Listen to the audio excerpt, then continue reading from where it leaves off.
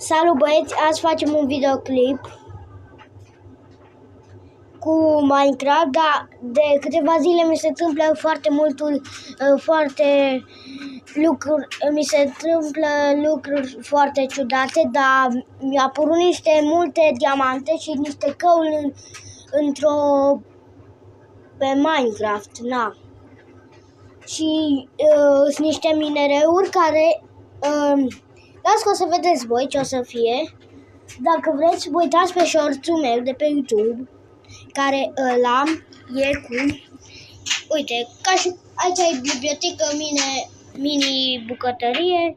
Aici, uite, cum v-am zis, mi-au apărut diamante, netherite, cum se cheamă, cupru, emerald, iron, diamante, aur, toate astea și aici la fel.